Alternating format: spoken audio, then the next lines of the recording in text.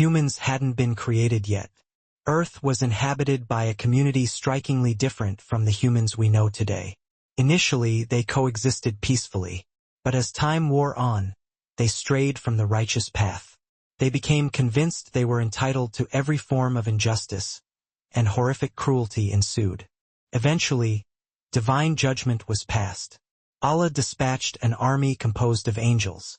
Some believing jinn also joined this force, and among them was one, a leader renowned for his knowledge, a guide for the believers. He was elevated in status among the angels, even possessing the wisdom to instruct them. He championed justice, commanded the angelic army, and ultimately he triumphed, restoring peace to earth. He established an empire. But this narrative will undoubtedly shock you, because it recounts the life of Shaitan, may Allah curse him, before his fall from grace. In this video, you will witness the untold story of his life before his rebellion.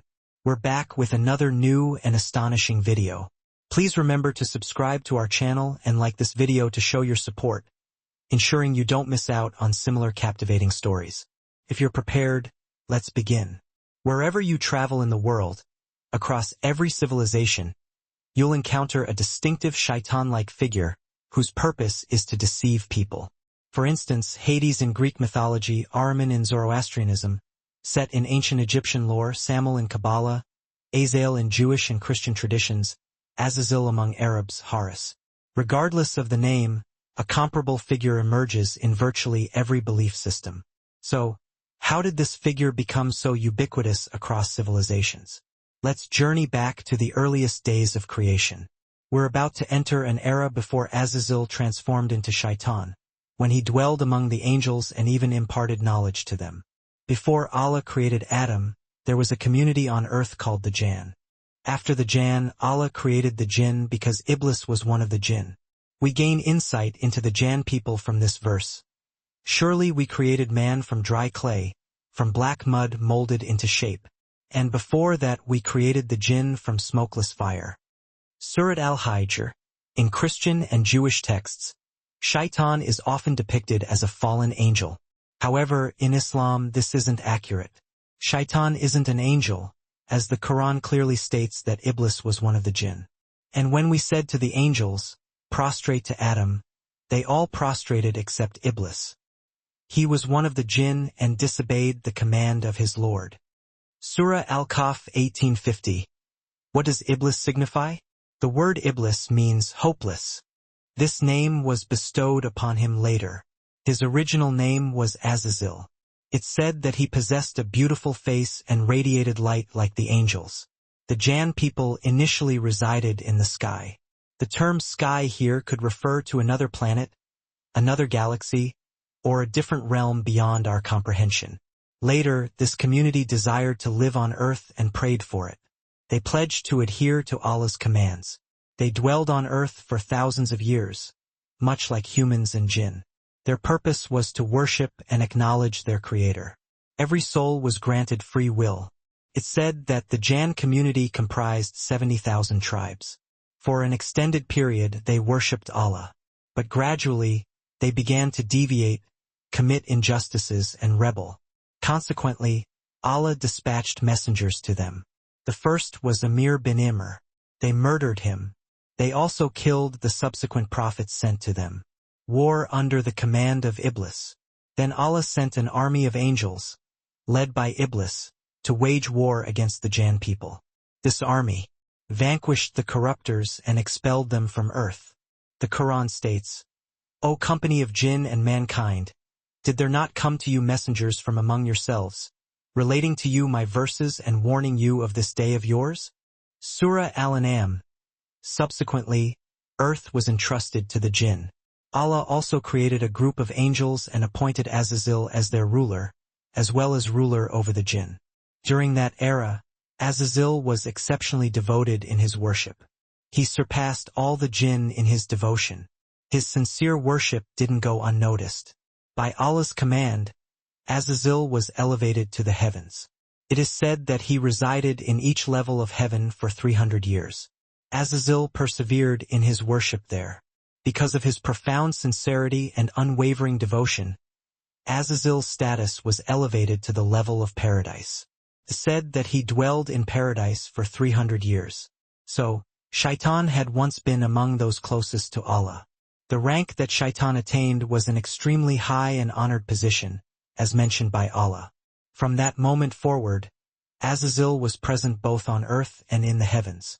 All the angels held him in high regard. They benefited from his extensive knowledge and attended his lessons. The secret seen in the Law al-Mahfuz. One time some angels were reading the Law al-Mahfuz, the preserved tablet. They noticed a writing indicating that someone very close to Allah would encounter his wrath and be banished from his presence. They promptly approached Azazil. When Azazil observed the angel's sadness, he inquired about the reason. They recounted what they had read in the Law al-Mahfuz and beseeched him to make dua supplication, so that this calamity wouldn't befall them. Azazil responded, "This calamity isn't meant for us or for you.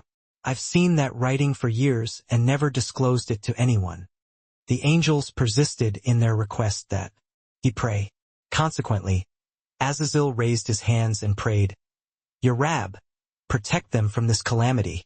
However, due to his arrogance, he didn't even consider that it might pertain to himself. Not even a trace of fear entered his heart. In another narration, it's recounted as follows. Iblis scrutinized the Law al-Mahfuz. He observed a writing there. He inquired, "Ya Rabbi, who is Shaitan?" Allah responded that he was one of his servants. "I bestow upon him numerous blessings, but he disobeys my command. Therefore, I will humiliate him, disgrace him, and expel him."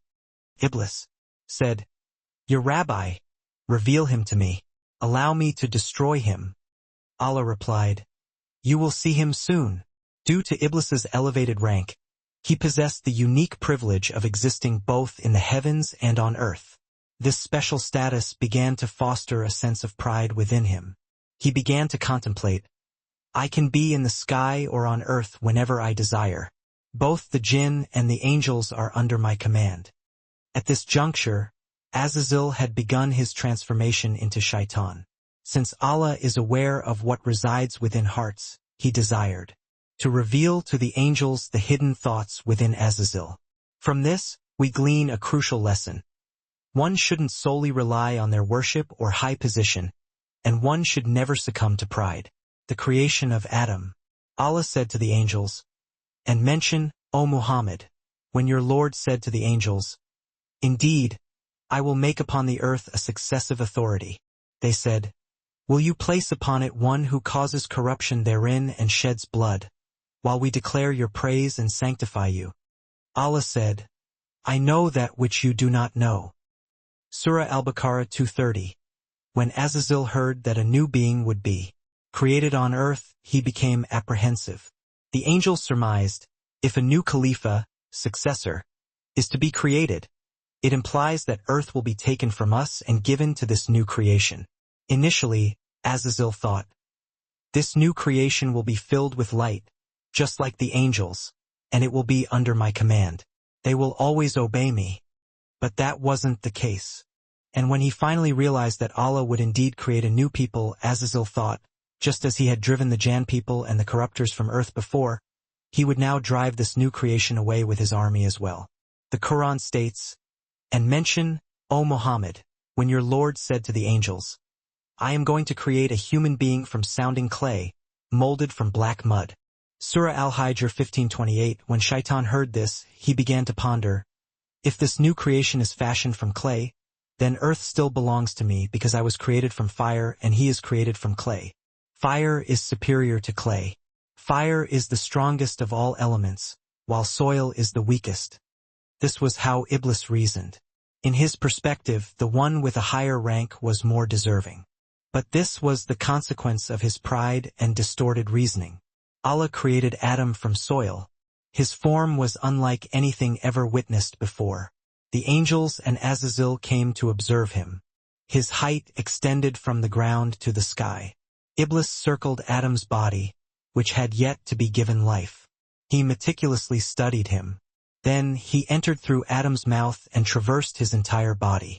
He discerned that this new being was exceedingly weak. Yet, He still couldn't accept that such a frail and helpless creature would inhabit earth. The breath of life. Allah was aware of the pride and secret schemes within Shaitan's heart, and the moment had arrived. Adam was about to be granted life. He who created death and life to test you, as to which of you is best indeed, and he is the exalted in might, the forgiving. Surah Al-Mulk 67:2. Following this event, the soul was breathed into Adam. The soul entered through his mouth and permeated his entire body. Wherever it passed, it filled the body with flesh and bones.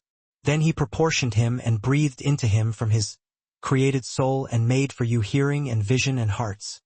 Little are you grateful. Surah As-Sajdah 32:9. Allah created Adam from soil and said, "Be," and he came into existence. We don't know the true nature of the soul, because the Quran informs us that only a limited amount of knowledge was imparted about it. And they ask you about the soul. Say, the soul is of the affair of my Lord, and mankind have not been given of knowledge except a little. Surah Al-Isra 17 hours 85 minutes. The entrance of the soul and the first words. In one hadith, it's reported that the soul entered Adam's head. When it reached his eyes, face, nose, and mouth, Adam sneezed. Gabriel was standing beside him and said, "O Adam, say Alhamdulillah, praise be to Allah." Adam said, "Alhamdulillah." Then Allah said, "O my servant, may my mercy be upon you." When the soul reached his eyes, Adam opened them and beheld the fruits of paradise. Upon seeing all the diverse fruits, he felt hunger and desired to consume them immediately. However, the soul hadn't yet reached his feet. He was still in clay form, so he couldn't stand up. Then Gabriel said, "O Adam, do not rush, as Allah states in the Quran, and mankind is ever hasty." Surah Al-Isra 17:11, the rebellion of Azazel. Until this moment, Azazel hadn't yet become Shaitan. The angels were oblivious to the thoughts residing within him. Then the moment arrived. Adam sat upon the throne of honor, and Allah called out to all the angels, and mention when we said to the angels, "Prostrate to Adam," and they prostrated except for Iblis. Surah Al-Baqarah 234. And when we said to the angels, "Prostrate to Adam," they all prostrated except for Iblis. He was one of the jinn and disobeyed the command of his Lord. Surah Al-Kahf 1850. This prostration wasn't a form of worship to Adam, because worship is exclusively for Allah. It was akin to Muslims turning toward the Kaaba. The objective was to obey Allah's command. Because Azazel didn't prostrate, he became one of the disbelievers. Consequently, Allah no longer addressed him as Azazel but as Iblis and inquired, "O Iblis, what prevented you from prostrating to that which I created with my own hands? Were you too proud? Or were you already among the high in status?" Iblis replied, "I am better than him. You created me from fire and created him from clay." Then Allah declared, "Then get out of paradise, for indeed, you are expelled. And indeed, upon you is my curse until the day of judgment." Iblis was now among the losers, and there was no longer any salvation for him. While he was on the verge of being destroyed right there, Iblis made one last request. "My Lord, then reprieve me until the day they are resurrected." Allah said, "So indeed you are of those reprieved, until the day of the time well known." Iblis said, "By your might, I will surely mislead them all except, among them, your chosen servants." Allah replied, "Then get out of it blamed and banished. Whoever of them follows you, I will surely fill hell with you all." According to Al-Tabari, the words blamed and banished in the verse signify that Shaitan lost his beautiful form and angel-like appearance. There's one point that must be made clear here. Some people claim that Shaitan argued with Allah or challenged him, but this isn't a debate. Here we witness a servant who was questioned, expelled from Allah's presence, and humiliated. Later, fruits from paradise were offered to Adam. After consuming the fruits, he became sleepy. While Adam was asleep, Allah created Hawa, Eve, from one of his left ribs. "O mankind, Fear your Lord, who created you from one soul and created from it its mate and dispersed from both of them many men and women. And fear Allah, through whom you ask one another, and the wombs. Indeed Allah is ever over you an observer. Surah An-Nisa 4:1. From that moment onward, Adam and Hawa were placed in paradise. They were instructed, eat freely from paradise wherever you like, but do not approach this tree. However, as part of Adam's test, Iblis was also permitted to be there. After some time, Iblis approached Adam and said, your Lord did not forbid you this tree except that you become angels or become of the immortal. Then he swore to both of them, indeed, I am to you from among those who give sincere advice. Shaitan deceived both of them. Initially, he urged Adam to eat, but Adam didn't disobey Allah. He had made a promise to Allah and didn't eat from the tree. Then Shaitan went to Hawa and whispered to her. Hawa ate one of the fruits. When nothing happened to her, she went to Adam and said, I ate it and nothing happened to me. You should eat it too. Then Adam forgot his promise and also ate from the tree. As the fruit passed through his throat, their clothes suddenly fell off piece by piece. Their private parts were exposed, and they felt ashamed. They tried to cover themselves with the leaves of a fig tree.